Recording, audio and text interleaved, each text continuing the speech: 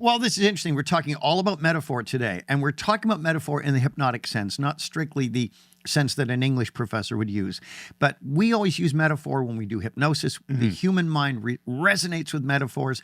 We speak in metaphors. We say, oh, he really missed the bus. Well, there was no bus, but we know what we mean by that. Yeah. Or, well, maybe you want to throw some chili in the water and see if anybody bites. Yeah, well, it couldn't move the needle at all. Like this kind of thing. We talk in metaphors. They are a shortcut. And although many of them are cultural, they intuitively help us make sense of conversations and that, and simplify and streamline what we're thinking about. Now, what is interesting is you have a lot of metaphors that are running below the surface that you're probably unaware of. And one of these is the metaphor for your own life. Now, that's interesting because if you have a very empowering metaphor for your own life, you'll tend to get things done. You'll be less bumped around by the circumstances of life, and you'll keep moving forward, and you'll experience a lot of fun and a good life directly as a result of your metaphor. Now, how can that be? Does that mean that if we have a metaphor, it's changing physical reality? Of course not. But that metaphor becomes a lens, or what we call a reality tunnel that you look at life through. Everybody has a worldview. A worldview governs, why am I here? Where am I going? What's the point of it? How much I work? What's my family for? All of these things, we have it. It's largely unconscious. Your worldview is made of different reality tunnels, and reality tunnels are made of metaphors to a large degree. So what if you change the metaphor of who you are, of what you are? And here's an example. The way you start it is you ask this question, or rather you finish this sentence. My life is like ... What is your life like? Now, we want you to actually do this. Go do it now. Pause. We'll continue talking, but you pause now and figure that out, and then come back and we'll continue talking.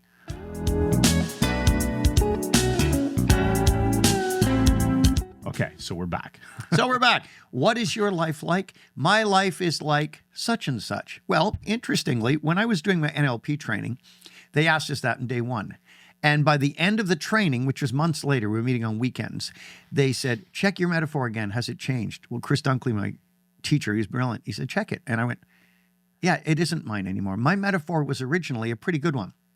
My metaphor for my life was, my life is like a library, because I saw so much of my life as being knowledge and information, and I learned a ton of stuff. I mean, I really do. And I love doing that. But by the end of the training, it had changed. My life is like a biosphere. Oh, and I saw this sealed sphere. Inside were people I loved and cared about. There were ways in and out. It was plants thriving and growing, friendly little animals. The air was clean. It was showing that I could have all this stuff contained that was important to me and interesting to me. Of course, the books were there too. Yeah, there's libraries in there, I'm sure. But it's a very ecological kind of thing where all the conversations, everything that was happening were eco instead of crapo. That's a technical term from hypnosis. There you go. I just came up with that then. So you've got your term. My life is like such and such. Now you ask yourself, how is my life like such and such? And you'll get some sort of, well, because. So go do it. Go Pause do it. Fill in the blank. How is my life like whatever you said? Put bullet points. How is it like that? Go.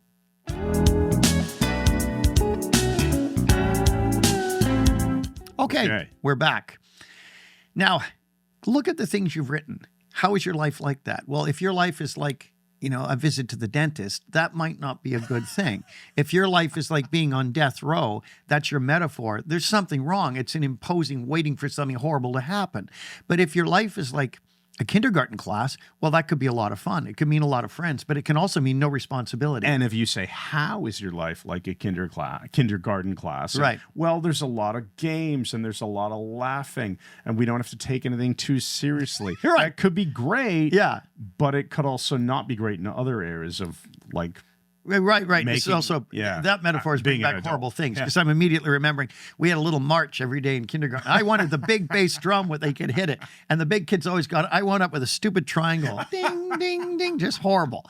But that's not my life. Okay, so you've got your answers. Now ask yourself, and you're going to pause again, what is great about my life being like such and such? So first you've asked, what is your life like? Then you've asked, how is it like that? And now you're finding out, what's great about it being like that? Put down all the positives. And then come back. Actually, no, do this. And then write down everything that's not so great about that metaphor. So do Get both. 2 columns and then come back. Okay, we're back. So what does that tell you about yourself? If you're presenting a metaphor that is really useful, very empowering, makes you feel great, this is a kinesthetic response. It goes through your physical body. You feel the response. You'll know you're on track with this. If you get a good feeling from your metaphor after reading all this, that's good. If there's parts of it you don't like that give you a bad kinesthetic, a bad feeling, like, nah, it's disappointing. It doesn't have to be horrific, but just, that's not very empowering for me. That would be a poor kinesthetic response. You want a metaphor for your life that pulls you into life, that causes you to engage with it in a rich life, an enjoyable life, full of the stuff that is fun, but also productive, because it's part of our human needs to want to be productive and get things done.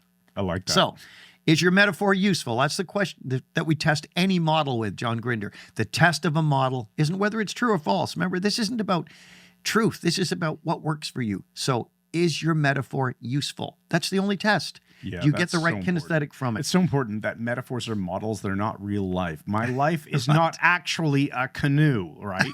Or whatever the case may be. One can only hope. Yeah. Now, if you don't like it, what might be a better metaphor than the one you have? And we don't really, well, I've never really asked him about it, but we don't really think in terms of tweaking it. Well, maybe it's a different kind of library is my life, or a different kind of, mansion on fire. For a bigger change. Yeah, go for a bigger change. Don't tweak with the model. Change it completely. Get a brand new metaphor that you like. Test drive it. And think about your new metaphor frequently through the day for a week or two, and notice how much different you feel. I've asked people in our group what their metaphor was. One person, this is how different they are. One person said, my life is like a pineapple. It's sweet and enjoyable, but it's bumpy and it's got enough structure to hold itself together no matter what. Yeah, the pineapple has that I mean, you can think prickly and stuff, but there's something like, it's like armor. Like an exoskeleton. Like armor, yeah. Yeah, exactly. And someone else said, my life is like a river. And the point of it was being swept along by it effortlessly, with all the things to see and do along the way, and being moved towards different newness, and the river's full of fresh water and clean water. Now, if it was my life is like a river of lava, that might not be such a good thing, but a clean river of water. Whichever metaphor you pick, remember the test is, make sure you feel good when you think about it. That's going to be your internal check. And by setting up a new metaphor for your life, things will start to change, because as you focus on your metaphor from time to time, your brain will do the rest and your life will improve. I really like that. I have a question for you now before we end this. A couple of minutes of discussion. End this. Yeah, it's very magical. Yeah. Well, let's talk about, does it have to be life, or could you pick an area of your life, like my relationship is like X, my marriage is like X, or my business is like X? Right. You can. I think you could. You can. Well, that's really the point. You do it with your life first, which is the big chunk, right? And then you can ask about your work, about your relationships, and so on. Yeah, you can zone in on an area if you want to. Well, this is the heart of clean language, right? Well, my life is like, one woman told me it was like being in a prison camp, her life. Yeah, that doesn't sound And I said, what kind of prison camp is that? And she said, it's a horrible one where there's no options, there's no people. I'm in solitary confinement. And it's like, whoa, there's a metaphor to change. Yeah. And we did change her metaphor in therapy. I want to tell you also, so when you started talking about this and what is the metaphor, because we're recording these videos for our business, I started thinking about my business, going, well, my life is like a locomotive. And when you start, that's great, right? What do I like about that? Well, it's powerful, it's strong, it has momentum. Well, what's not great about it? It's hard to turn on a dime. It's not particularly flexible. There's a lag time, yeah. So I was like, well, actually, I think the metaphor should be more like a Tesla with a really big ass battery, so it can accelerate fast, but it can turn. It's very nimble. I like that much better. So just as some examples that came to me unconsciously without really thinking about it, which is what unconscious things are always like, right? Yeah. So it's fun. It's fun to do that. Play with your own metaphors, tweak them. Change them completely if necessary, and you'll discover it will have a profound effect on your life. Another thing you can do with them is think about your metaphor as you're falling asleep. Love it. And let your unconscious start to bring it to the surface and work with it to bring powerful changes in your life.